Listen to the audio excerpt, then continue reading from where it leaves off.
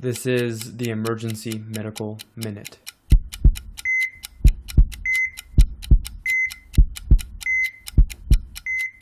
Saw a couple patients at the freestandings in the last few weeks with some inhalant abuse, so I thought I'd go over that again.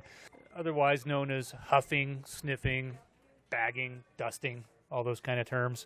But basically inhaling a volatile substance that produces vapors in order to get high or get a buzz. It happens a lot more frequently than we think. We just don't see a lot of patients in the ER for it. Basically, most of these substances are CNS depressants. They have both short-term and long-term effects. They cause between 100 and 125 deaths in the United States a year for acute abuse, and probably contribute to more morbidity and mortality from the chronic abuse. They're especially important to know about in the younger teenage years. In fact, when they did a survey of 8th graders, 7 to 8% of them had admitted to inhalant abuse or trying inhalants in the last 12 months, so not an insignificant amount.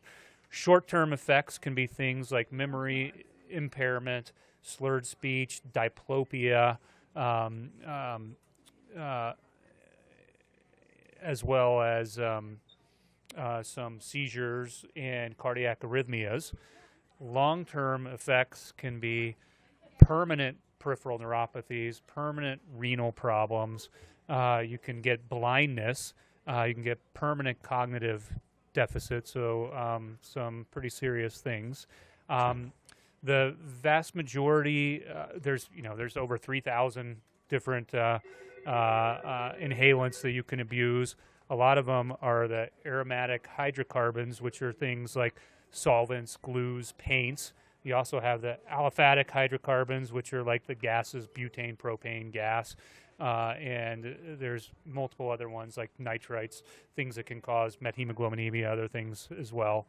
When we evaluate those patients, a lot of times, well, first of all, they're super highly lipid soluble, so that's how they cross the alveolar membrane really fast, and they also cross the blood-brain barrier really fast. So that's how you inhale them and you get almost immediate effects. Nobody really knows exactly how they work, but they seem to stimulate both GABA and dopamine receptors. They definitely can displace oxygen and cause asphyxiation, and that's how some of the deaths occur in the acute phase. When we evaluate them, sometimes you'll see people with, the huffer's rash, which is the paint around their mouth, the redness around their mouth and nose, wheezing, rhinitis, runny nose.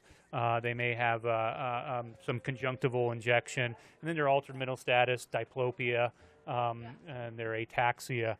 As far as taking care of them, usually we'll evaluate their lungs. We'll typically do a Kim-7 because of the renal abnormalities that can occur, and otherwise it's pretty supportive, but just kind of a general overview of inhalant abuse. Emergency Medical Minute is and always will be about free medical education. Medicine's most prolific podcast is successful because of our supporters, donors, and of course, our listeners. Please like us on Facebook and follow us on Twitter. And if you support spreading free medical education, please donate at our website, emergencymedicalminute.com. As always, keep listening.